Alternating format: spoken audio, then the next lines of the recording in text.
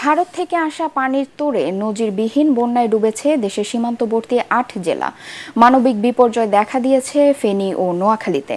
অন্তত ৪০ লাখ মানুষ পানিবন্দী হয়েছেন। বিচ্ছিন্ন হয়ে গেছে বিদ্যুৎ ও মোবাইল সংযোগ। কুমিল্লার ১৪ গ্রামে তলিয়ে গেছে ঢাকা চট্টগ্রাম মহাসড়ক। বানভাসী মানুষকে উদ্ধারে বিভিন্ন এলাকায় অভিযান শুরু করেছে সেনা ও নৌবাহিনী। প্রতিনিধিদের পাঠানো তথ্য ও ছবিতে আরও জানাচ্ছেন কেরামতুল্লাহ বিপ্লব।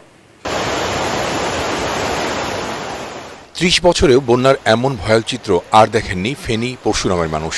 বুধবার একদিনেই জেলার কোথাও কোথাও পানি বেড়েছে ৮ থেকে ১০ ফুট পর্যন্ত।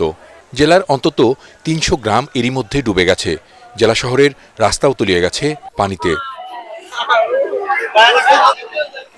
আমাদের এলাকা সব নষ্ট হয়ে গেছে, জ্বালা ধান সব গেছে। ফুলগাজী, পরশুরাম এবং ছাগলনাইয়া উপজেলার ৯৫%রও বেশি এলাকা এখন পানির নিচে। অন্তত ১০ লাখ মানুষ ক্ষতিগ্রস্ত হয়েছেন এই জেলায়। পানিবন্দী তারা অনেকের ঘরবাড়িও ভেসে গেছে। সেনা, নৌবাহিনী এবং কোস্টগার্ডের ২৪টি বোট বুধবার বিকেল থেকে তাদের উদ্ধারে অভিযান চালাচ্ছে। তবে প্রবল স্রোত আর পানির তোড়ে উদ্ধার কার্যক্রম ব্যাহত হচ্ছে।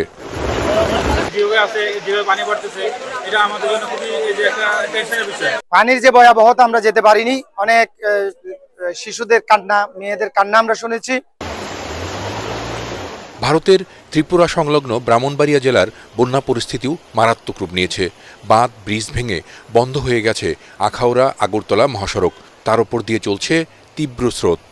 আখাউড়া স্থলবন্দরের কোথাও হাঁটু, কোথাও কোমর সমান পানি। বন্ধ করে দেয়া হয়েছে সব ধরনের আমদানি, রপ্তানি ও যাত্রী পারাপার।